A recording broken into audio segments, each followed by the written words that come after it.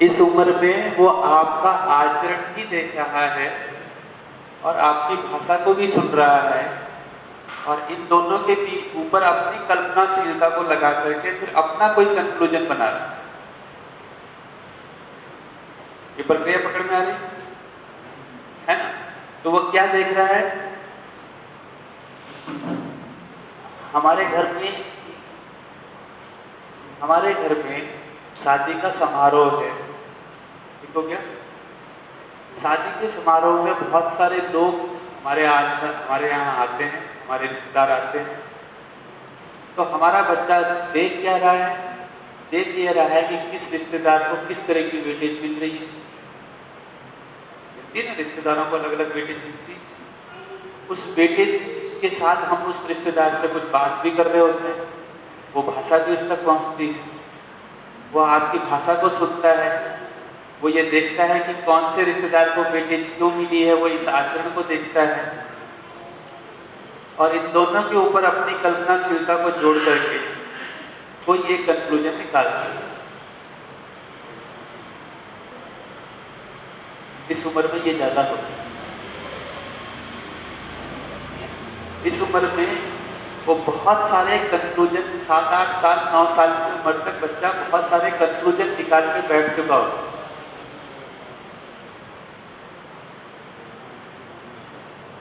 उन कंक्लूजन को बदलने में फिर इससे जितना जैसा जैसा बच्चा आगे बढ़ता है, आप देखेंगे कि उसके कंक्लूजन को बदलने में हमको उतनी ताकत लगानी पड़ती है।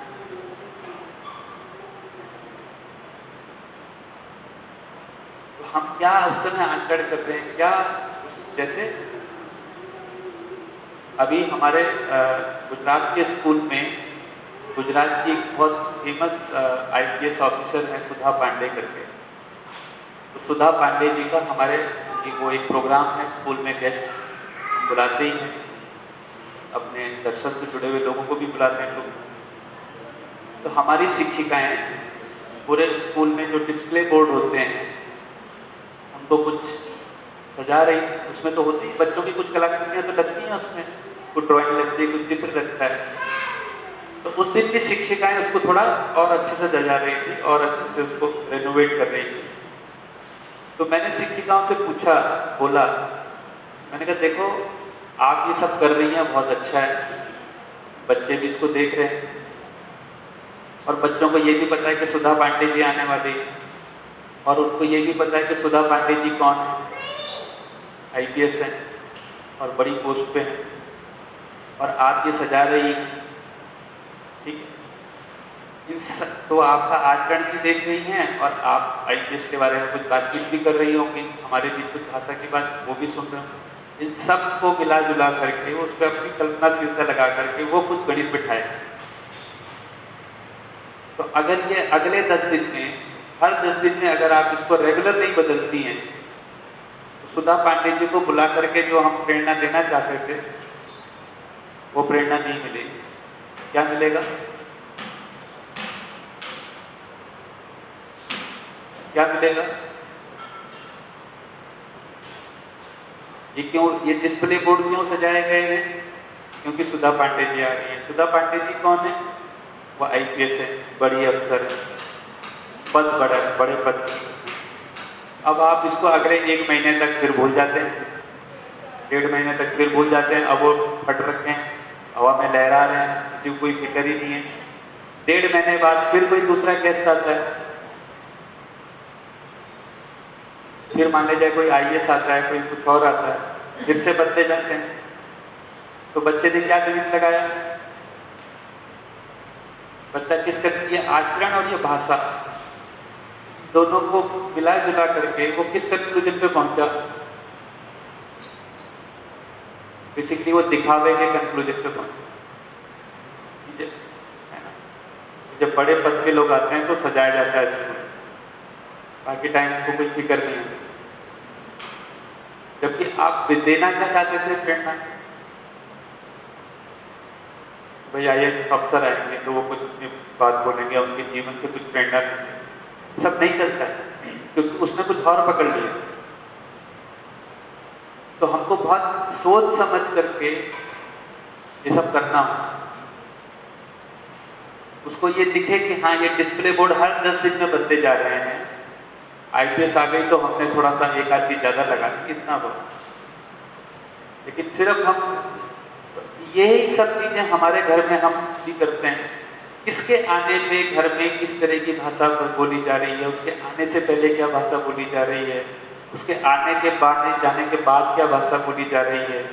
जब वो आया था तो उस समय हमारा आचरण कैसा था, हमारे आचरण में कितना सहजता थी, कितना बनावटीपन था, ये सब वो देख रहा है, ये सब उसके अनुसरण का हिस्सा है।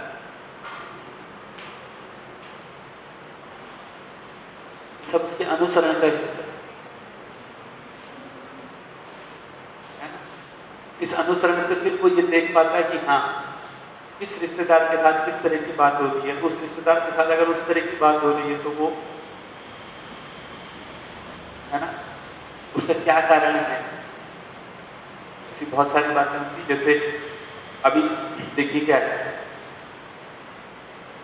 शादी होने वाली है, मान ले जाए शादियों में हम कुछ लिफाफे देते ही, ठीक है, उसको लेकर के हमारी पति पत्नी के बीच में कुछ चर्चा होती है, उसमें कोई डिसीजन होता है।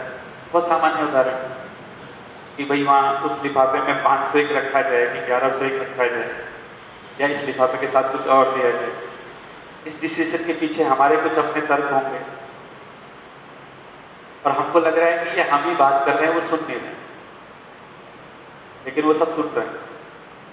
तो किसी को 1100 रुपये क्यों दिए जाए, क्योंकि उन्होंने हमारे यहाँ पिछली बार 1100 रुपये दिए, या उनके यहाँ 1100 रुपये दिए जाए क्योंकि यार वो बड़े लोग, उनके यहाँ तो कम से कम 1100 रुपये देना पड़ता है। ये सारी भाषाएं हमारी चल रही है। मेहमान घर में आ रहा है तो किस तरह का, आज हम खाने के बारे में क्या बात करते हैं। ज्यादातर समय क्या हो रहा है, ज्यादातर समय हमारी बातों में सहजता शामिल रहती है कि या कुछ बहुत सारा बनावटीपन जाने अनजाने हमारा आ जाता है, क्योंकि हम जो आदमी हमारे घर आने वाला है या हम जिसके घर जाने वाले हैं, हम उसके रूप धन पद से कुछ प्रभावित हो रखे हैं। उस प्रभाव की वजह से हमारी भाषा में वो प्रभाव आ जा रहा है और वो बच्चे के अनुसरण में, उसके अनुसरण के दौरान उसकी लर्निंग का हिस्सा बन गया।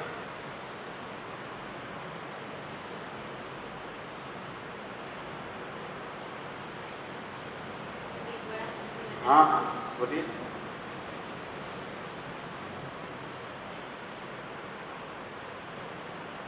ऐसे ही छोटी छोटी मान्यता से और बनावटीपन को देखते हुए मेरा बेटा हमेशा कहता है कि मामा नहीं आए, इतना टाइम हो गया अपने घर नहीं आए, बहुत टाइम से बॉम्बे रहते हैं। तो उसने देखा कि नाना बीमार हुए तो मामा प्लेन से आए। दूसरी बार फिर बीमार हुए, मामा फटाफट भाग के आ गए। हम लोग कोइंसिडेंटली वहीं थे नाना के पास। अगली बार फिर हमने उनको इनवाइट किया लेकिन नहीं आ पाए, तो वो मुझे कहता है आप ऐसे मत बोलो कि मैं ठीक हूँ, आप ऐसे बोलो कि मैं बहुत बीमार हूँ, तुरंत आ जाएंगे वो। क्योंकि आपके ठीक रहने से, आपके बुलाने से तो वो आ ही नहीं रहे। वो कब आते हैं, जब कोई बीमार होता है। तो आप उनको झूठ मूठ बोलो कि मैं बहुत बीमार हूँ।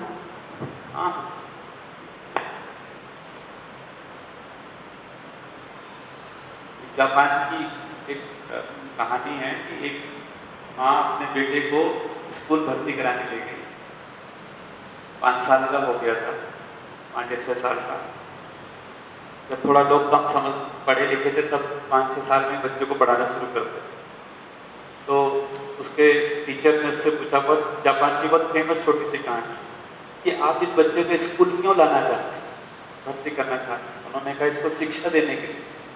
तो बोला इसकी उम्र कितनी हो गई है, बोला 5 साल। बोला इसकी शिक्षा तो हो गई पूरी, अब मैं इसको कुछ स्किल सिखा सकता हूँ। हमको जो लगता है कि 5 साल के बच्चे को कुछ अकल वकल कुछ नहीं है, 5-6 साल के बच्चे को वो बहुत सारी चीजें अपने दिमाग में अपने कंक्लूजन के साथ बैठा देते हैं, उसके ऊपर कुछ स्किल को ऐड करते हैं। तो घर में हमारी भाषा होती है, स्कूल में हमारी भाषा होती है, टीचर बहुत सारी भाषाएं बोल देता है, टीचर का बहुत सारा आचरण होता है। तो ये आचरण और अनुसरण सब उसके हिस्से हैं। इसीलिए कुछ बच्चे इस अनुसरण के दौरान वो कभी कभी दो तरह के कंक्लूजन पे पहुंचता है, या तो वो आपको कॉपी करता है या वो आपके प्रति आपकी कोई समीक्षा उसकी हो जाती है, वो फिर आपके रिएक्शन में भी जा सकता है। ऐसा नहीं कि उसमें अनुकरण में कॉपी करेगा, अनुसरण के बाद जरूरी नहीं कि वो कॉपी करे, वो ठीक विपरीत भी कर सकता है, क्योंकि उस पर उसने अपनी कल्पनाशीलता भी लगाई, वो रिएक्शन में भी जा सकता है।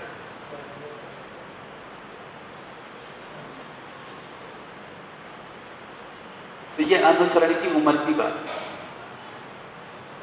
ये पकड़ना। तो बालक के जीवन के ये दो, पेरेंटिंग में हमको ये ध्यान, एक समय हमको अपने आचरण का ध्यान रखना है, दूसरे समय में हमको अपनी भाषा का भी ध्यान रखना है कि हमारी भाषा कैसी है। तो ये जो मान्यता की भाषा है, तो इसमें हम बहुत सारी मान्यताएं जो बच्चों के अंदर चली जाती हैं जाने अनजाने, उसके प्रति अपने को सचेत रहना होगा। ये जो वो जो मैंने आपको पहले दिन कहानी सुनाई थी कि भाई हमने तो नहीं बोला कि नौकरी खेती करना खराब है, हमने तो नहीं बोला कि जो है आपको गोबर में हाथ मत डालो, गया कैसे? तो जब इस पे रिसर्च करी तो पता ये चला कि किताब की भाषा ही ऐसी है कि बच्चे के अंदर वो अपने आप ही चला गया। तो किताबों को चेक किया गया तो क्या देखा गया, तो किताब में ये देखा गया कि 89 के ज़माने की बात है, आज भी मुझे लगता है 50% घरों में शायद रसोई जमीन में ही लगती होगी ना, खड़ी स्टैंड रसोई नहीं होगी, मिनिमम 50% ऐसा होगा, क्योंकि भारत में तो काफ़ी गाँव। अब उसमें एक समय होता ना, सुखी छोटा परिवार, सुखी परिवार और पढ़ा लिखा परिवार। तो पढ़ा लिखा परिवार कैसा, शिक्षित परिवार कैसा है, उसका 2 कमरों का मकान है ना, उसमें जो मम्मी है उसके बकायदा बाल कटे हुए हैं, ठीक है, और वो स्टैंडिंग रसोई में खाना बना रहे हैं,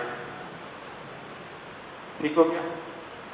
और जो अशिक्षित परिवार है उसकी रसोई कैसी है, चूल्हे पे खाना बन रहा है, उसमें धुआं आ रहा है, वहां 4 बकरियां बंधी हुई हैं, बकायदा ये चित्र होता है, समझ में। और जिस गांव के बच्चे पढ़ रहे हैं उस गांव के बच्चों के घर में चूल्हा लगता है, जमीन में बकरियां ही पाली जाती हैं, लेकिन उस भाषा से उसके तक क्या पहुंचा, और टीचर ने ईमानदारी से पढ़ा दिया। दिक्कत ये है कि मैं कई बार एक कैटेगरी करता हूँ कि अपने को बेईमान शिक्षकों ने उतना नुकसान नहीं पहुंचाया जितना ईमानदार शिक्षकों ने पहुंचाया। बेईमान तो वो थे जो पढ़ाते ही नहीं थे, ईमानदार तो वो थे जो उस कंटेंट को पूरी तरह से पढ़ा डालते थे, क्योंकि वो बहुत ईमानदार थे, जो कंटेंट है उसको अच्छे से पढ़ा दिया। तो वो पढ़ाता था, देखो छोटा परिवार बहुत, वो फिर 10 एग्जाम्पल देगा, और जिस घर से बच्चा आ रहा है वहाँ ज़्यादातर संयुक्त परिवार है, बड़े ही परिवार है। तो धीरे अच्छा, फिर विकसित शहर, तो विकसित की परिभाषा क्या है, वो शहर का दिखा रखा है, शहर में लाइटें हैं, ट्रैफिक है, ये है वो है। और पिछड़े जगह क्या दिखा रखी है, वो गांव का चित्र दिखा रखा है, उसमें भैंसें उसमें नदी में नहा रही हैं, है ना, लोग नदी के किनारे कपड़े धो रहे हैं, ये सब चीज़ें उसमें दिखाई जाती है। अब एक टीचर इसको डिस्क्राइब कर रहे हैं, जो ईमानदार टीचर, तो हमको ईमानदार से ज़्यादा समझदार आदमी की जरूरत है, बेसिकली समझदार शिक्षक की जरूरत है। अभी हमने ईमानदारी मतलब जैसा है वैसा करते हैं, है ना। बेईमान शिक्षक तो बढ़िया होते थे बेचारे, है ना। मैं तो जिस स्कूल में पढ़ता था 5वीं में, वो टीचर ये थे कि वो आते थे, वो उस कोने में कुर्सी लगाते थे, अपनी बीड़ी सुलगाते थे और बैठ जाते थे। उसके बाद वो कुंजी होती ना, कुंजी क्या बोलते, गाइड बुक, उस समय कुंजी होती थी, गाइड बुक, इसमें सारे आंसर होते हैं। तो उनका रोज सुबह यही काम था कि फर्स्ट पार्ट को नकल उतारो कुंजी से, वो कुछ नहीं पढ़ाता। ये समझ में आ रहा है। तो कैसे मान्यताओं की भाषा आप ही नहीं बोल रहे हैं, पूरी दुनिया बोल रही है, आस पड़ोसी बोल रहे हैं, और हमारा उसका कोई विश्लेषण नहीं है, हमारी उस पर कोई चर्चा ही नहीं हो रही। आपका बच्चा कुछ बाहर से सुन के आ रहा है तो हमारी उस पर कोई चर्चा ही नहीं हो रही, ठीक। तो अगर ये चर्चाएं होती हैं तो एटलीस्ट आपके बच्चों को पता चलता है ना। एक दिन मेरी बिटिया आई और 12-13 साल की बच्ची है। तो हम थोड़ा उसके साथ कुछ बातचीत करते रहते हैं। तो वो उनके स्कूल में कोई डांस प्रोग्राम होने वाला था। तो उस डांस प्रोग्राम के लिए वो स्कूल के नज़दीक किसी सहेली के घर पे उनको सब तैयारी वैयारी करनी होती थी, जिसमें उनको सारा कपड़ा पहनना और सजना होता था। तो वो भी गई और अगले दिन वापस आई, रात को उसे वहीं रुकना था। तो उसका फर्स्ट ऑब्जर्वेशन ये था कि इनको जो है जीवन विद्या कराने की जरूरत है। तो मैंने कहा क्यों, क्या बोला उसकी मम्मी ने जो है उसको इतना तंग किया अपनी लड़की को तैयार करने में, क्योंकि वहाँ 7-8 लड़कियां और तैयार हो रही थी। तो उसने इतना तंग किया कि ठीक से लिपस्टिक लगा, ठीक से ये कर, ठीक से वो कर, तो सुंदर नहीं दिख रही है, तो ठीक से नहीं दिख रही है, ये नहीं कर रही है, वो नहीं कर रही है। क्योंकि मेरे घर में इस तरह की बात होती रहती थी, मेरी बिटिया ने ऑब्जर्वेशन कर लिया कि ये कोई, मतलब उसने तंग किया। तो उसने मजाक में बोला कि उसकी मम्मी को कभी शिविर करवाओ, अपने शिविर में बुलाओ, तो समझाओ उसने कितना तंग किया उसको।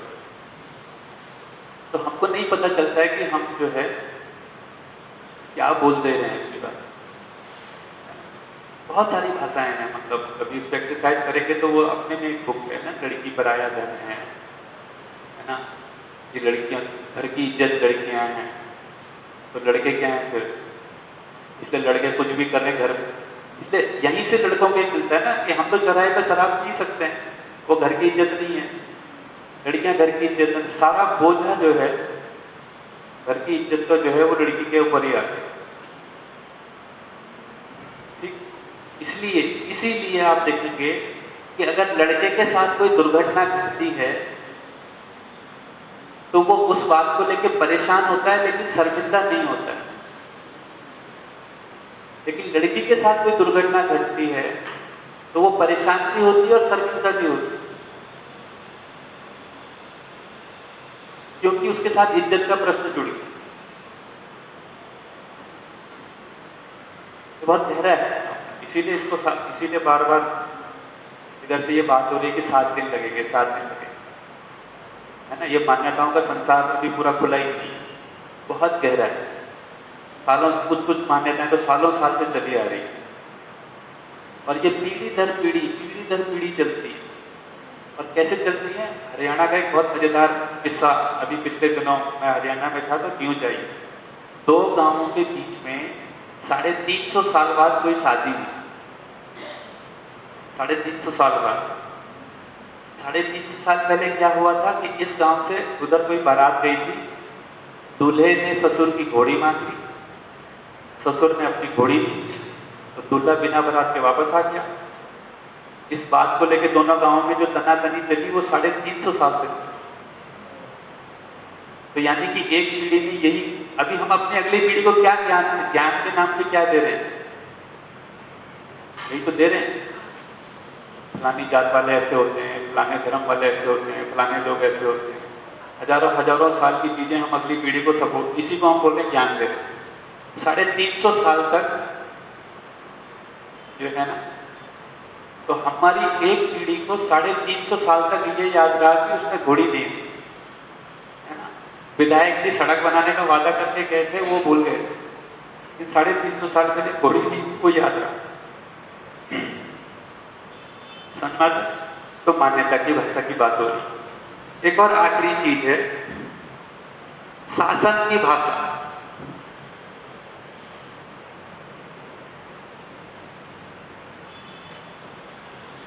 शासन भाषा का मतलब, हम हमेशा आदेश के मोड में रह सकते हैं। हम लगता है कि हम जो भी बड़ा है वो किसी को कभी भी आदेश दे सकते हैं, उसकी सुविधा असुविधा को ध्यान में रखे बिना। तो एक समय के बाद देखो, आपने नोट किया होगा, जब बच्चा बहुत छोटा होता है तो जो भी आप काम करना चाहते हो वो करना चाहता है आपके साथ, है ना। आप बर्तन मांजो तो वो बर्तन मांजेगा, आप कपड़े धो तो वो कपड़े धोगा, वो करना ही चाहता है। और एक समय के बाद उसी को पकड़ना पड़ता है, वो भागता है काम करने से। क्यों भागता है? क्योंकि जब वो काम करने की स्थिति में आता है, आपको लगता है कि अब हर काम यही करे, है ना। और हमको एक कभी मजा आने लगता है बैठे बैठे। तो ठीक बच्चों से काम करवाया जाता है, लेकिन उसका भी कोई सम्मान है। वो हर समय थोड़े ना आप उसको आदेश देते हो। तो कई बार अच्छा घर में छोटा है तो सब उसको आदेश देते, फिर सब उसी से काम करवाएं। इसीलिए कई बार छोटे लोगों को लगता है कि फिर वो बड़ा होने का इंतजार करता है, जिस दिन में बड़ा होगा उसी दिन बताया जाएगा। तो क्यों? क्योंकि हमने मान लिया कि छोटा है। स्कूल में भी ऐसा होता है। ऐसे बच्चे स्कूल में फिर निकालते हैं हाँ, दूसरे बच्चों के साथ। बिल्कुल निकालते हैं, और स्कूल में भी करते हैं। मैं कई बार टीचर्स को देखा हूँ कि जैसे मैं यहाँ पर बैठा हूँ और बच्चा वहाँ पे खेल रहे हैं, और एक दूसरे टीचर यहाँ पर आए और वहाँ पे कुर्सी रखी है, और ये टीचर वहाँ से बच्चों को आएगा, इधर आओ, ये कुर्सी यहाँ लेकर आओ। ठीक है, ये क्या हुआ? ये शासन भाषा। अगर वो बच्चा घर से गुजर रहा है तो एक यार वो कुर्सी इधर ला सकते हो क्या, या ये कुर्सी इधर ले आओ, एक भाषा हो सकती, मित्रता की कोई भाषा होती। आप मित्रता में भी बहुत सारे काम कर, लेकिन हमारी भाषा देखिए बहुत है ना। घरों में तो ये होता ही है कि मतलब ठीक है, बड़े भाई के नाते, बड़ी बहन के नाते आप बोल ही सकते, लेकिन बोलना हमको लगता है कि ये हमारा अधिकार है, इससे काम करवाना हमारा अधिकार है। हम बच्चों के साथ भी ये करते हैं। एक काम, इसी काम को वो बहुत खुशी खुशी करना चाहता था, अब वो उसी काम के लिए रो रहा है। इसलिए नहीं रो रहा है क्योंकि उसको वो आदेश समझ में नहीं आता। तो शासन करने में भी एक मजा है, दूसरे को चलाने में मजा है, तो दूसरे को आदेश देके काम करवाने का भी एक मजा है ना। तो वो बारीक लाइन है कि कहाँ हम बच्चे से कितना काम करवा सकते हैं और क्या भाषा में करवा सकते हैं, तो वो हमारी शासन की भाषा है। तो हम इसको समझ रहे हैं, इसलिए अपने आप को इंट्रोस्पेक्ट भी कर पा रहे हैं।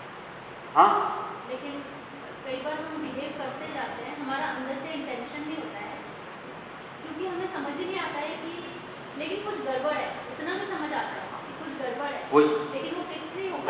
जब तक ये स्वीकार नहीं होता है कि ये भी माना हुआ है, मैं भी माना हूँ, सम्मान इसको भी समझ में आता है, सम्मान मुझे भी पसंद आता है, तो मित्र तो उसके साथ कुछ काम, मैं ये काम कर रही हूँ, इस काम को कर दो।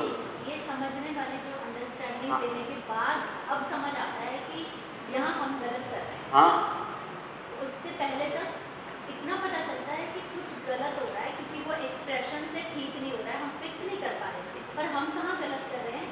तो कई बार हम भी अंधेरे में रहते हैं कि हमें समझ नहीं आता कि हम गलत कर रहे हैं। उसके बाद ये होता है कि एक समय के बाद हमको लगता है कि इसको ये काम करना ही चाहिए, ठीक है, उसका कुछ काम आप निर्धारित कर ही सकते हैं, लेकिन उसमें जो करवाने का जो जब मतलब वो कर हमारी बात मान करके जो हमको खुशी मिलती है कि मेरे से तेरे बोलने से, है ना, उससे हमारे अंदर एक शासन की प्रवृत्ति वो आदमी के अंदर है। शासन तो हमने बहुत नेचुरल मान लिया है। अच्छा ये बताइए कि शासन नेचुरल चीज है कि अननेचुरल चीज, क्या लगता है? नेचर ने तो सबके लिए समानता ही बनाई है, लेकिन सर्वाइवल के लिए शासन की अपनी महत्ता भी बताई है। जैसे जंगल में होता है। जंगल में किसका शासन होता है? शासन नहीं, मतलब कि थोड़ा सा पावर या पावर नहीं है वहाँ तो। पावर का क्या मतलब हुआ? ऐसा है कि शेर बैठा हुआ है, लोग उसके आगे आ रहे हैं, खरगोश बोल रहे हैं कि लो जी आज मुझे खाओ। उधर शासन नहीं, उधर व्यवस्था है। हम क्या पढ़ाते हैं? शासन व्यवस्था शब्द पढ़ाते हैं कई बार, एक साथ पढ़ाते हैं। शासन व्यवस्था अपने आप में कॉन्ट्रडिक्टरी वर्ड है। जहाँ व्यवस्था है वहाँ शासन की जरूरत है नहीं। अच्छा, थोड़ा अजीब सा एग्जाम्पल है, बट जैसे बर्ड्स की बया भी घोंसला बनाती है, तो ऐसा देखा है कि जब उनका समय होता है तो वो जो बर्ड्स हैं वो 4-5 अलग-अलग अपने घोंसले बनाते हैं, फिर फीमेल उसमें से चूज करती है कि जैसे ना, तो हर जगह जैसे ये मिलता है थोड़ा। पर उसको हम शासन बोले कि किसी एक की चल रही है वहाँ पे, या वहाँ पे कोई नियम है, वो नियम कंटिन्यूसली कॉन्स्टेंटली फॉलो हो रहा है। जंगल में कोई नियम है जो फॉलो हो रहा है, उसमें किसी की एक शासन का मतलब किसी एक की चलना, किसी एक समूह की दूसरे लोगों पे चलना, एक के अनुसार दूसरे नियम के अनुसार चलना, या एक आदमी या दो आदमी के अनुसार बाकी लोगों का चलना, इसको बोल रहा हूँ शासन। उसको हम शासन भाषा बोलते हैं। तो हम एक समय के बाद बच्चों के साथ आदेशात्मक मोड में आ जाते है ना। एक समय था जब वो हमारी सुनता था, धीरे धीरे वो हमारी सुनना बंद करता है, क्योंकि यार ये तो फायदा उठा रहे हैं, नाजायज फायदा उठा रहे हैं वाली बात हो जाती है। तो हमारी भाषा वो नहीं, जैसे जब अपने बचपन की एक घटना याद है, हमारा मिट्टी का गाय का जो छप्पर था वो मिट्टी का था, तो वो टूट गया था, तो उसके लिए मिट्टी की ईंटें बनानी होती है ना, इसमें मिट्टी को गूंथना और फिर उसको सुखाना। मैं उम्र में मैं भी शायद 10-12 साल का रहूँगा, तो मेरे लिए तो वो खेल था। तो खेल खेल में मैं रोज, मेरे लिए वो खेल था मिट्टी में कूदना और वो ईंटें बनाना, तो मैं रोज 40-50 ईंटें बना लेता था। और एक दिन मुझे तो बच्चों के साथ खेलने का प्रलोभन भारी पड़ा। और जनरली मैं 50 ईंटें बनाने के बाद खेलने जाता था, और खेलने जाने के बाद मुझे आते आते थोड़ा लेट हो जाती थी रात को, तो ठीक है उस दिन ये बात हो गई। एक दिन मैं वो ईंटें थोड़ा जल्दी चला गया, तो मैं वो ईंटें नहीं बनाया तो, और फिर लेट आया खेल आराम से। उस दिन मुझे डांट पड़ गई, तो मैंने क्या कंक्लूजन निकाला कि मुझे देर से आने की डांट पड़ी, या मैंने ईंटें नहीं बनाई इसलिए डांट पड़ी।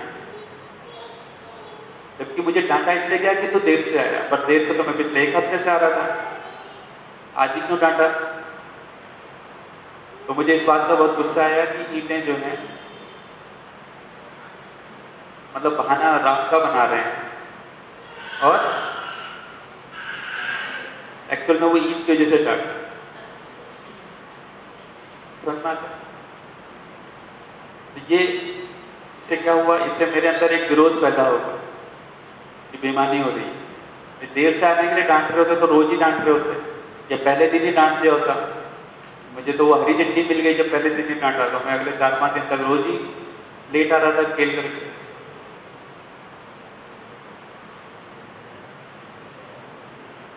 तो बारीकदार है। तो ऐसी हमारी भाषा में, हमारी लैंग्वेज में, और हम क्या बात कर रहे थे, संवाद की बात कर रहे थे, ठीक है। इसलिए इस उम्र में ये जरूरी है कि हमारी भाषा जो है वो संवाद की भाषा हो जाए मैक्सिमम टाइम। किसी समय आप उसे कुछ काम करने को भी बोलोगे, किसी समय आप उससे कुछ और बातें भी बोलोगे, लेकिन मैक्सिमम समय हमारी भाषा क्या हो, कुछ समझने के लिए भाषा, हम कुछ समझ रहे हो, कुछ संवाद कर रहे हो, कुछ चर्चा कर रहे हो, है ना, कोई मुद्दे पे बात हो रही है। तो संवाद की भाषा जो है, इसी को मानव भाषा बोला गया। तो मानव की भाषा क्या है, संवाद की भाषा। समझना ठीक। संवाद की भाषा में बात की जाएगी तो बच्चे उसको समझेंगे ही।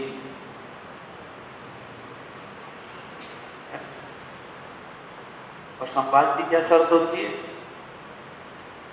मुद्दा समझना है, हमारा कोर इश्यू समझना है। उसके लिए हम उसके इर्द गिर्द किसी भाषा को बुन रहे हैं, किसी भाषा की रचना कर रहे हैं, तब जाकर के बच्चे के साथ भी बात हो सकती है।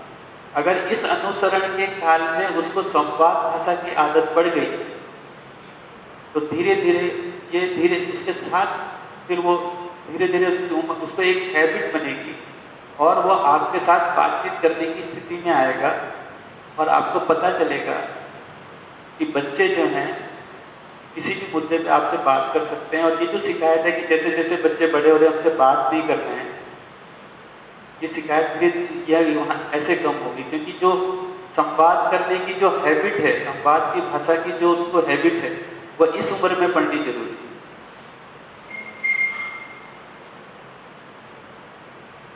इस उम्र में पढ़ती तो बहुत बहुत कमाल की बात है।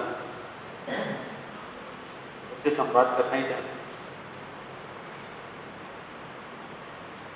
अब हमारे पास तो उदाहरण है, कक्षा 6, 7, 8 के बच्चे जिस तरह से चर्चाओं में भाग लेते हैं, वो अद्भुत दिखाई देता है।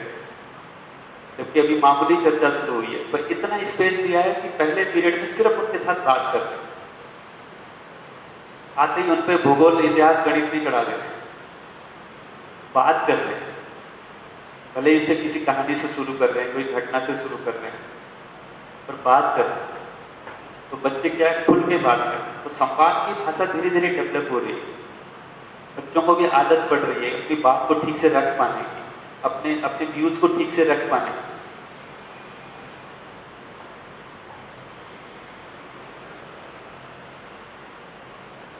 ये वो टाइम है जब संवाद की भाषा। शाम को बच्चे ने बोला कि आज हलवा बनाओ। सामान्य घटना की बात है। मम्मी ने बोला हलवा तो नहीं बनेगा। बच्चे ने बोला नहीं, मुझे तो हलवा खाना है। मम्मी ने कहा नहीं, मैंने बोल दिया ना हलवा नहीं बनेगा, तो कुछ भी कर ले, हलवा तो नहीं बनेगा। ये 8-9 साल का बच्चा है। तो बच्चे ने पूछा कि क्यों नहीं बनेगा? बोल दिया ना मैंने, हलवा नहीं बनेगा। ठीक हो गया? अब इसमें कोई संवाद होने के चांस है? कोई चांस नहीं। मम्मी ये बोल सकती, अगर मम्मी हलवा क्यों नहीं बनाना चाहती? ऐसा नहीं है कि उसे बच्चे से अचानक घृणा हो गई हो, बेटा तो उसी का है।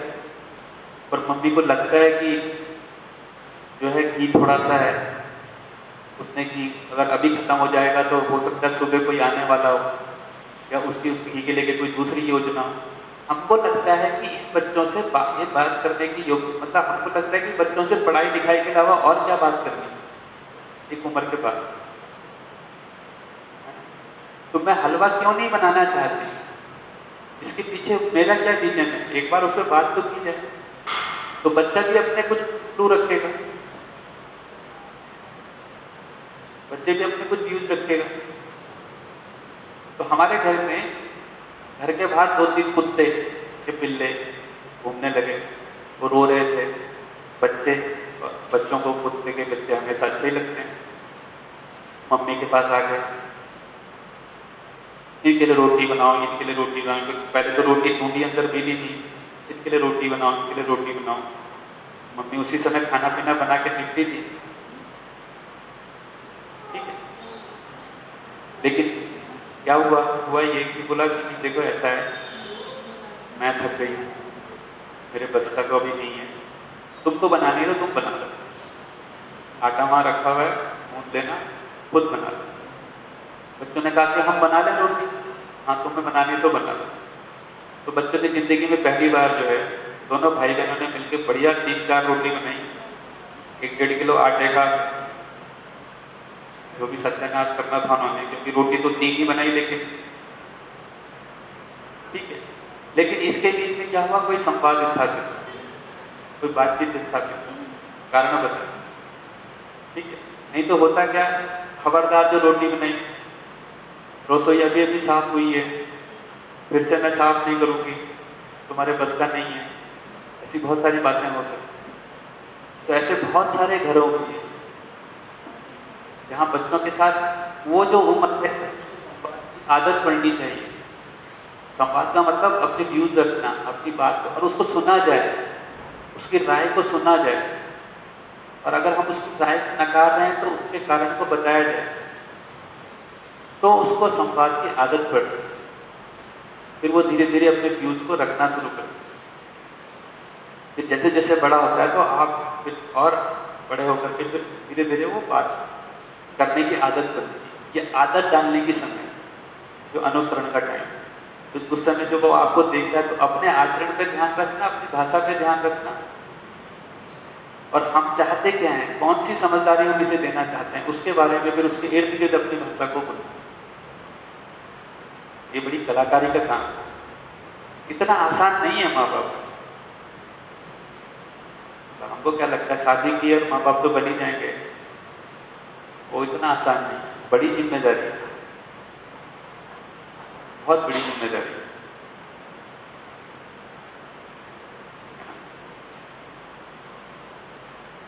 तो ये हो गया अनुसरण का एक पीरियड, ये खत्म, जिसमें उसको संवाद करने की कला उसके अंदर विकसित होती है। यहाँ उसको समझ में आता है कि अपनी बात को, मुझे कोई बात मनवानी है तो उसको कैसे रखा जाए, उसमें मैं अपने व्यूज को कैसे रखूँ। यहाँ पे तर्क लगता है, यहाँ पे उसे तर्क करने की आदत बनती है। तर्क करने की आदत नहीं डालेंगे तो उसको जिद करने की आदत पड़ेगी, क्योंकि आप भी जिद ही कर रहे थे, उसको भी जिद करने की आदत पड़ेगी, क्योंकि आप भी किसी चीज को ना बोल रहे तो उसके पीछे तर्क थोड़े ना लगा रहे। मैंने बोल दिया ना, ठीक है, बाप तो मैं ही हूं, ठीक है, मैंने बोल दिया बस, अब आगे कुछ नहीं होगा। बच्चा स्कूल नहीं जाना चाहता किसी दिन और आपको भेजना है तो आप कोई तर्क नहीं लगा रहे हैं, आपके पास समय भी नहीं है, ठीक है, और आदत भी नहीं है। ये वो समय है जब तर्क करने की आदत उसके अंदर डेवलप होती है, तो वो जिद में नहीं उतरता, जिद में नहीं उतरता है।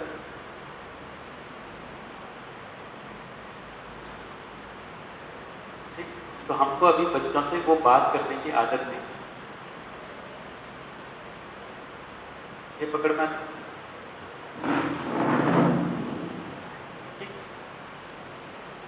तो क्या हो गया, अनुकरण और अनुसरण। तो अनुसरण में अनुकरण जुड़ा हुआ ही है, ठीक हो गया। फिर एक 8-9 साल के बाद, 9 से लेके 12-13 तक एक पीरियड आता है जिसको हम अनुशासन कहते हैं।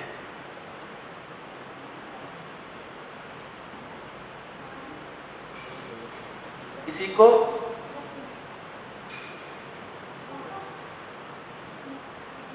ये ठीक हो गया। अनुशासन का क्या मतलब है?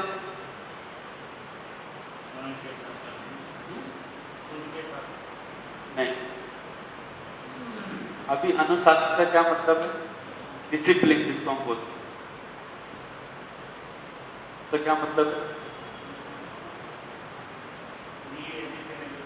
हैं? हैं? नहीं, देखिए क्या है, हम सब यहाँ पर 3 दिन के लिए इकट्ठा हुए हैं, ठीक हो गया। ये 3 दिन के लिए जो हम इकट्ठा हुए हैं इसका कोई लक्ष्य है, यानी कि हमारा यहाँ पर मिलने का कोई एक लक्ष्य है, ठीक हो गया। इस लक्ष्य को प्राप्त करने के लिए हमने कोई व्यवस्था बनाई है, यानी कोई नियम बनाए हैं कि भाई हम 9:30 बजे आ जाएंगे, 4:30 11:30 बजे चाय पियेंगे, फिर आधे घंटे में वापस आ जाएंगे, फिर इतने बजे लंच करने जाएंगे। ये हमने क्या बनाया है, कोई एक नियम बनाया, ये ठीक हो गया।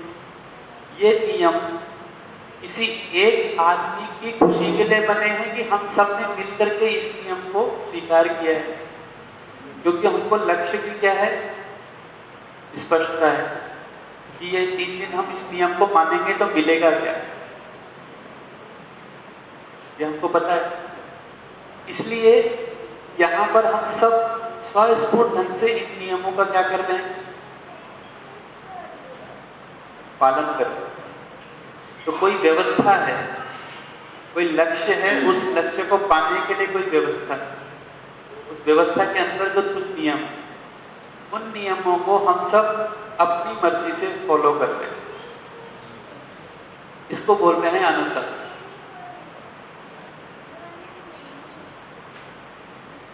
समझ,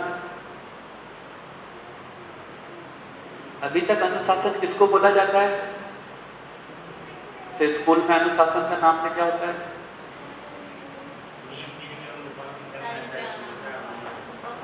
सामान्यतः अनुशासन में एक नियमों का पालन करवाता है ना, डंडे के जोर पे दंड के भय से। तो जिसको अभी हम अनुशासन बोल रहे हैं, बेसिकली इसमें भय शामिल होता है। यहाँ के अनुशासन में भय शामिल नहीं। समझ में आ रहा है? तो अभी तक बेसिकली अनुशासन के नाम पे हमने फौज के अनुशासन को लागू करने की कोशिश की। सीधे खड़े हो जाओ, जो सुबह सुबह हम बच्चों को लाइन से खड़ा करवाते हैं सीधा, या बहुत सारी चीजें हमने उधर से सीखी। फौज में बेसिकली अनुशासन नहीं चलता। अगर तीसरे ढंग से देखें, बेसिकली फौज को देखेंगे तो फौज में ब्लाइंड फॉलोइंग चलती है। वहां सैनिक को ये पूछने का अधिकार नहीं है और व्यवहारिक भी नहीं है कि वो पूछे कि ये क्यों है, कि हर सैनिक का जवाब देना पड़ेगा तो सेना काम ही नहीं करेगी। सेना में ये जरूरी है कि एक आदमी जो बोले उसको सब करेंगे। समझना, ये वहां की सिस्टम के लिए जरूरी है। लेकिन बाकी जहां हम समझदारी के लिए काम कर रहे हैं, वहां एक बोलेगा और सब फॉलो करेंगे, ऐसा नहीं होगा। वहां सब मिलकर के कोई डिजाइन सोचेंगे और उस डिजाइन को फिर फॉलो करेंगे। तो उसमें मिलजुल करके फिर क्या किया, अनुसरण वाला भाग को, जैसे पहले के वाले भाग में, दूसरे वाले भाग में पहला शामिल है, तीसरे वाले भाग में पहले दो शामिल ही। यानी कि जो भी हम व्यवस्था बना रहे हैं घर में जो अनुशासन का मामला, उस व्यवस्था में संवाद के साथ वो व्यवस्था बने कि भाई सब लोग 8 बजे खाना क्यों खाएंगे। अब ऐसा तो नहीं चलेगा ना कि कोई 8 बजे खाना खाए, कोई 9 बजे खाए, कोई 10 बजे खाए। कोई तो सिस्टम बनाना पड़ेगा, है ना। कोई तो सिस्टम बनाना पड़ेगा जिसमें सब एक घंटे के अंदर अंदर सब लोग नहा धो के तैयार हो जाएं, क्योंकि घर कोई व्यवस्था है। पर उस व्यवस्था में संवाद के जरिए इसमें बच्चों को भी अपन शामिल कर सकते हैं कि भाई सुबह कितने बजे खाना बने, कितने बजे नाश्ता बने, और फिर उसका एक व्यवहारिक रूप से एक स्मूथ ढंग से पालन होगा। तो उस व्यवस्था के अंदर हम जब बच्चे को आदत डालते हैं धीरे धीरे उन व्यवस्थाओं के पालन, उसमें मम्मी की मर्जी और पापा की मर्जी नहीं थी। घर का क्या लक्ष्य है, परिवार का क्या लक्ष्य है, तो हम सबका क्या लक्ष्य है। तो परिवार के रूप में क्या लक्ष्य है हम सबका, कि भाई परिवार के रूप में हम सब सुखी समृद्ध हो जाएं, है ना। तो हम सबके अपने अपने काम हैं, है ना। पापा का काम है कि वो जॉब करते हैं, मम्मी का काम है कि वो घर देखती है, बच्चों का काम है कि वो पढ़ाई करते हैं। हम सब अपने अपने काम करते हैं। यहाँ कोई किसी के लिए, अभी क्या है, हम बच्चों को अनुशासन के नाम पे क्या बोलते हैं, हम तुम्हारे लिए इतना कर रहे हैं, तुम इतना भी नहीं सुनते हो। तो उसमें संवाद के साथ जो हम व्यवस्था का निर्माण कर रहे हैं, उस निर्माण के साथ धीरे धीरे उनको आदत डाली जाती है कि भाई आपको ये काम करना है, आपको ये काम करना है। इस काम को करने से व्यवस्था बनी रहेगी, और इसमें हम भी अपनी पूरी पार्टिसिपेशन कर रहे हैं, पूरी भागीदारी कर रहे हैं। यहाँ एक आदमी की नहीं चलती। ये तो कई घरों में अनुशासन का मतलब पिताजी के हिसाब से बात होती है, कई घरों में अनुशासन का मतलब माँ जी के हिसाब से बात होती है, जो भी घर का मुखिया है। और जनरली अनुशासन के नाम पे उसकी ज्यादा चलती है जो पैसा ज्यादा कमाता है, सामान्य। ऐसा होता है कि नहीं होता? किस अनुशासन के नाम पे घर में किसकी ज्यादा चलती है,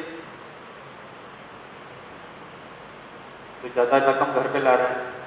इवन ये भी देखा गया है कई संयुक्त परिवारों में, जहाँ छोटा भाई अगर बड़े पद पे है या बड़े उस पे क्या कहते हैं, बड़ा पैसा कमा रहा है, ज्यादा पैसा कमा रहा है, तो अनुशासन उसका हो जाता है, उसके हिसाब का अनुशासन हो जाता है। तो इससे बच्चे को ये नहीं समझ, बच्चे को अनुशासन समझ में नहीं आता है, बच्चे को ये समझ में आता है कि जिसकी लाठी उसकी भैंस ही अनुशासन। तो अनुशासन का इतना ही मतलब है कि हमारे घर की कोई व्यवस्था है, हमको सबको 8 बजे नाश्ता क्यों करना है, उसको 8:30 बजे करने से क्या झंझट होने वाली है। अगर सब लोग टाइम पे नाश्ता खाना खा लेंगे तो उससे मुझको क्या आराम मिलेगा और तुमको क्या सुविधा मिलेगी, या इस सिस्टम में कैसे आराम आएगा, और नहीं करने से क्या होगा, ये सब पे संवाद होगा। फिर फाइनली हम तय करते हैं कि ऐसा होगा। ये क्लासरूम में भी हो सकता है, और हमने ये किया है, इसलिए बोल रहा हूँ। जब हम क्लास में पढ़ाते थे, 6th में क्लास टीचर था, एक हफ्ते में क्लास का संविधान बनवाता था, एक हफ्ते में। पहले एक हफ्ते यही करते थे कि देखो भाई, हम यहाँ क्लास में क्यों आए, पढ़ने आए हैं, मैं भी पढ़ाने आया हूँ। अब ये क्लास ठीक से कैसे चले और इसमें क्या क्या बाधाएं आएंगी, क्या क्या डिस्टर्बेंस आएंगे, इस सब पे बढ़िया चर्चा चलती। तो फाइनली क्लास कैसे चलेगी, इस पे बच्चे ही अपनी तरफ से कुछ लिखते थे। अगर कोई डिस्टर्बेंस होगा तो ये करेंगे, वो करेंगे, वो करेंगे। फाइनली कुछ 8-10 एक नियम निकल के आते।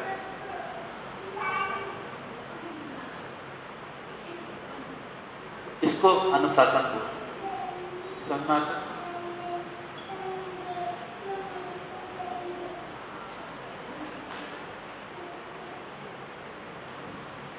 तो बताइए, 15 मिनट में आज का फीडबैक दीजिए।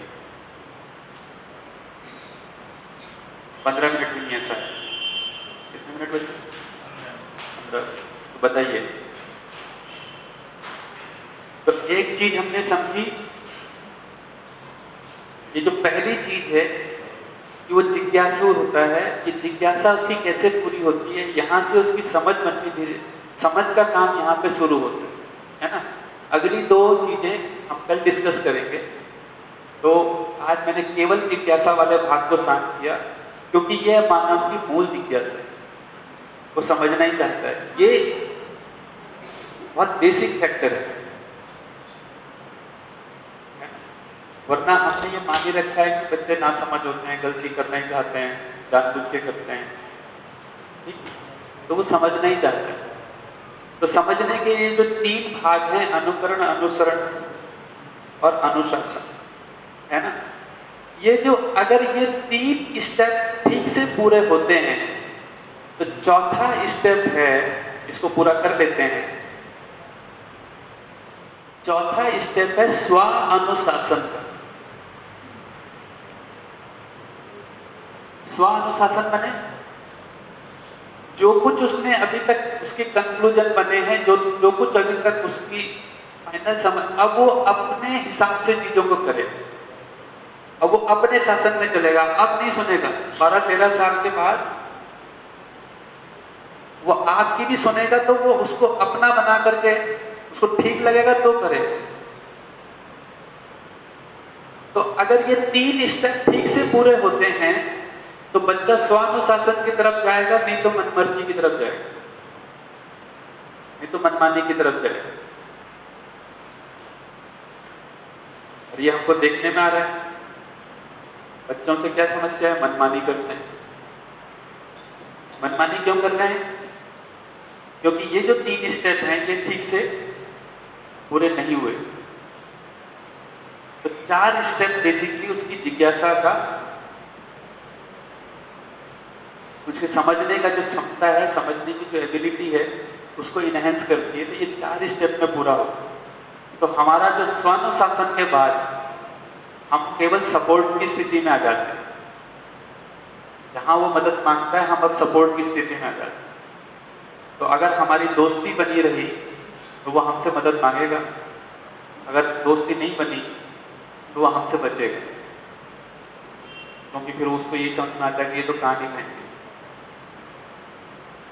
3 स्टेप से लेके बच्चा चौथे स्टेप तक पहुंचता है। ये उसके जिज्ञासा का मैपिंग, जिज्ञासा कैसे उसकी शांत हो। क्योंकि फाइनली स्वानुशासन किस लिए? समझने के लिए।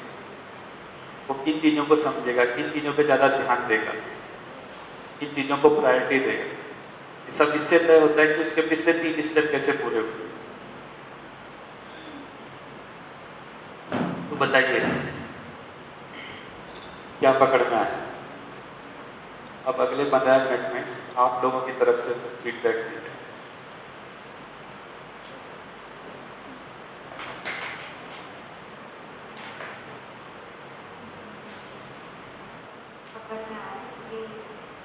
पेरेंट्स की सबसे बड़ी चीज़ तो धैर्य रखना और फेथ रखना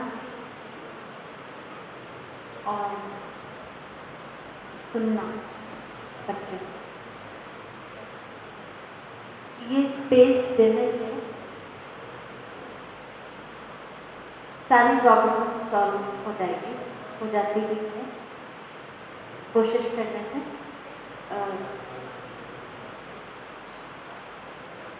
बाहर के एनवायरनमेंट से बच्चा अगर अफेक्ट होके आया है तो भी वो धैर्यपूर्वक सुनना, समझना कि हमारी परवरिश में जो हम कर रहे हैं तो बहुत माइंडफुल रह के मतलब एक एक स्टेप को सहेज के करना है। तो हमें पता होता है कि ये तो हमारे थ्रू नहीं है, ये बाहर से आ रहा है। अब वो कहाँ से आ रहा है उसको सोच के समझ के जो रखना है तो रखना है, उसको हटाना है तो उसको सही और गलत का आईना दिखा देना है, फिर वो चूज़ करें, डिसीजन उसके ऊपर छोड़ें, तभी उसकी तार्किक क्षमता भी विकसित होगी। तो वो थोपना नहीं। फॉर एग्जाम्पल एक ऐसा ही इंसिडेंट हुआ तो एक्सपेरिमेंट ही किया था, लेकिन वो तुरंत से काम कर गए। नए नए एनवायरनमेंट में लगता है हमें भी फैसिनेट करता है, ये अच्छा है, वो अच्छा है, जाँचना परखना, मित्रता रखना, तो एक्साइटमेंट भी होता है बच्चे को। कोई नहीं मिलता तो एकदम जो मिला है उसी पे सब ऐसे। तो उससे प्रश्न पूछा कि अच्छा कैसा रहा मिलना आपका, कहाँ बैठे, क्या बात करी, कमरे के अंदर ही बैठ के बच्चों ने बात करी अपने, खेलने के लिए बाहर क्यों नहीं गए, बस ऐसे बैठे। फिर जैसे रोज जाने की जैसे बात करी, धीरे धीरे कैसे समझाना, बैकग्राउंड जैसा है तो थोड़ा बातचीत इतना सा जैसे समझाया कि सब अच्छे ही होते हैं, सब में कुछ ना कुछ अच्छा होता है। आपको ये देखना है कि आपको क्या चाहिए और आपकी चीज़ों से अलाइन हो रहा है कि नहीं हो रहा है, आपको फील गुड हो रहा है कि नहीं हो रहा है उसके साथ रहने से, उसकी कंपनी से। तो आपने जब घर में आप गए, आप रहे, तो आपको कैसा लगा, वो एनवायरनमेंट कैसा लगा। और फॉर एग्ज़ाम्पल आप जब अपने घर आते हो तो कैसा लगता है, दोनों एनवायरनमेंट में कुछ डिफरेंस फील हुआ तो उसने तुरंत पकड़ लिया फील गुड। उसके बाद में फिर उसने जाने की नहीं की, तो कहाँ जाना है कहाँ नहीं जाना है, तो वो धैर्य से ही समझ सकते। तो धैर्य और विश्वास, अपने बच्चे पे विश्वास भी रखना, क्योंकि हम अगर विश्वास नहीं रखेंगे तो वो कहाँ जाएगा, वो अपनी बात ही नहीं रख पाएगा। और उससे कोई गलती भी हुई है तो वो उसको कह पाए, वो स्वीकार कर पाए, हम हैं सुनने के लिए, ये उनको विश्वास दिलाए। उससे फिर वो स्वानुशासन में आ जाता है, अनुशासन से तो कहने की ज़रूरत खत्म हो जाती है।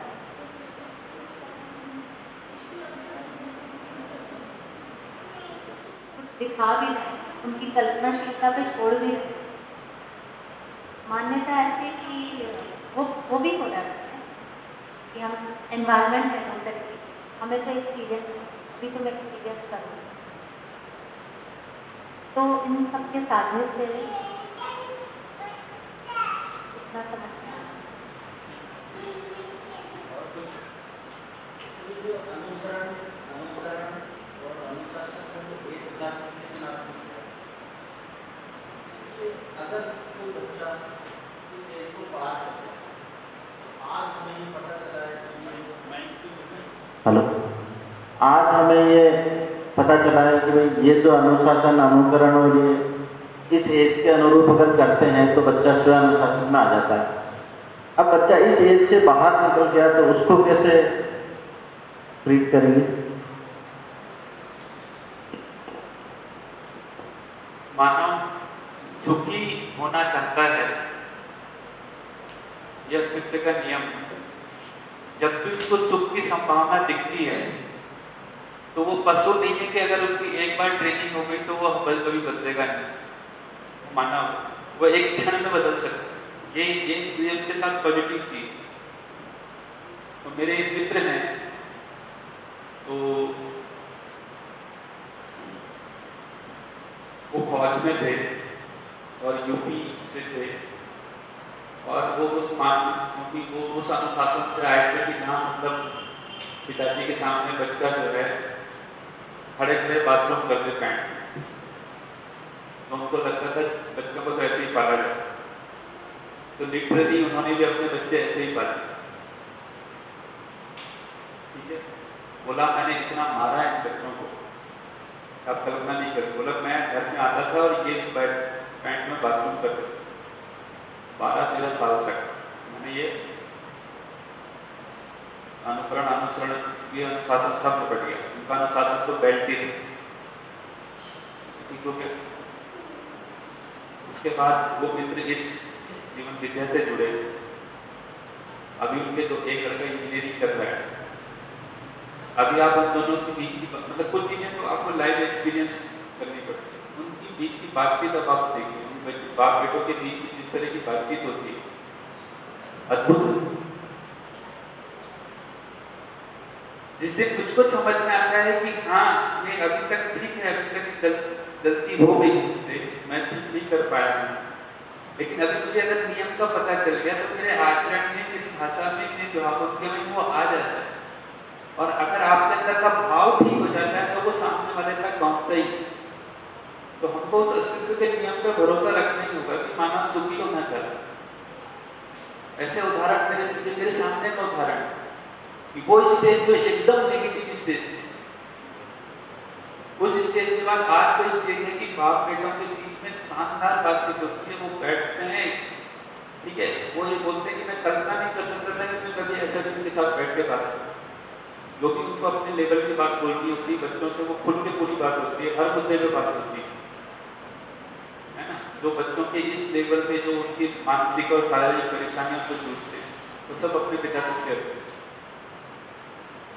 पर वो हमारे पास वो भाषा तब तक नहीं आती जब तक हमको वो कंटेंट पकड़ में नहीं आता कि बोला क्या है। बच्चे भी सुखी होना चाहते हैं, मैं भी सुखी होना चाहता हूँ, और मेरे पास अगर वो उसको उसके साथ मेरे अंदर वो बात करने की क्षमता हो गई, मैं उसके भाव को छू गया, ऐसा संभव नहीं है कि उसको नकार, यह आदमी की हैसियत ही नहीं। एक और चीज जो पकड़ में आएगी आपके 2 दिन के मैं वाली जब बात है, तो एज अ पेरेंट या एज अ टीचर हम अपने मन से भय निकाल देंगे ना तो बच्चे की, क्योंकि हम उसके साथ जो भी बिहेव करते हैं ना वो भय के चलते ही करते हैं, तो वही रिफ्लेक्ट होता है, और हम डर तो हमें लग रहा होता है और हम हर बात में उसको टोक रहे हैं। वो जो अपना करना चाह रहा है तो इतना अच्छा फ्लरिश करना चाह रहा है और हम उसको दबाते चले जाते हैं क्योंकि डर हमें लग रहा है। तो जिस भी ठीक है कि जो अभी माँ बाप बने हैं या बनने की स्थिति में हैं, जिनके बच्चे 3-4 साल के हैं, उनको ये कंटेंट पकड़ में आता है तो उनके लिए थोड़ा आसान, उनकी मेहनत थोड़ा कम। लेकिन जिस भी क्षण हमको ये पकड़ में आता है, मेहनत थोड़ा लगती है, दम थोड़ा लगाना पड़ता है, क्योंकि घाव बड़ा है तो सर्जरी भी थोड़ा बड़ी होगी। लेकिन हमको पहले ये स्वीकार करना है कि हाँ अभी तक मैं ये नहीं कर पाया। ऐसा नहीं कि उसमें कोई गिल्ट भाव में जाने की जरूरत है। जो मुझको देखिए, हम अपने बच्चों के लिए वो सब करते हैं जो हमको सबसे बेस्ट लगता है ना। कोई भी माँ बाप अपने बच्चों का दुश्मन नहीं होता। तो ये स्वीकार करना है कि कोशिश मैंने बेस्ट की थी, लेकिन मेरी कोई एक जगह थी जिसमें मैं मिस था। अभी वो मिसिंग पूरी होती है तो फिर वहाँ से यात्रा शुरू होती है और उसके रिजल्ट भी मिलते हैं। मैं ऐसे कई किस्से जानता हूँ, पर्सनली जानता हूँ, है ना। 24-24 साल बाद बच्चे लौटे, 24-25 साल की उम्र में बच्चे लौटे माँ बाप, तो बिल्कुल एकदम एम्प्टी माँ बाप। वो बात करने की क्षमता, वो संवाद करने की क्षमता, वो किसी कंटेंट को ग्रहण करने के बाद आती है। वो इस पूरे मैकेनिज्म, वो जो पूरा अस्तित्व का नियम है, संवाद करने का कोई नियम है, तब हम संबंध में थोड़ा सा, तो उसका अगला जो भाग है उसको तो आपको थोड़ा इससे और क्लैरिटी आएगी इसमें, लेकिन हो जाता है। जैसे हम भय मुक्त होने के लिए जैसे ऑब्जर्व करते थे, दादा दादी या नाना नानी है, कोई भी चीज़ हुई तो वो पैनिक में नहीं आती। हमारे पास गोद में बच्चा आया तो हम हर एक पल हम पैनिक में रहते हैं कि अब कैसे करें, कैसे करें। लेकिन वो देखते हैं जैसे उनको कॉल करते हैं कि ये हो रहा है, हाँ कुछ नहीं ऐसा तो ये कर ले थोड़ा सा, वो तो एकदम आराम से, और वो हो भी गया और ठीक भी हो गया। तो वो उनका जो एक्सपीरियंस है उसके हिसाब से उन्होंने देख लिया कि बहुत आराम से रह के भी सारी चीज़ें हो सकती हैं, डरने की और पैनिक में आने की जरूरत नहीं। मानव के साथ ये सुविधा है कि जिस क्षण उसको समझ में आता है वो उस क्षण से ट्रांसफॉर्मेशन कर डालता है। शरीर के स्तर पर भी ऐसे कई आपने लोगों को सुना होगा जो 45-40 साल तक 47 साल तक किसी एक बीमारी से पीड़ित थे, किसी क्षण उनको कोई आयुर्वेद का फॉर्मूला समझ में आ गया। समझ में आने का मतलब ये है कि उसका पूरा नियम, उसका पूरा मैकेनिज्म समझ में आ गया। लोगों ने उस ऊपर में भी ट्रांसफॉर्मेशन करके दिखाया। संबंधों में भी ये ट्रांसफॉर्मेशन आ सकता है और आता ही है कई कई जगह। मुद्दा नियम पकड़ में आने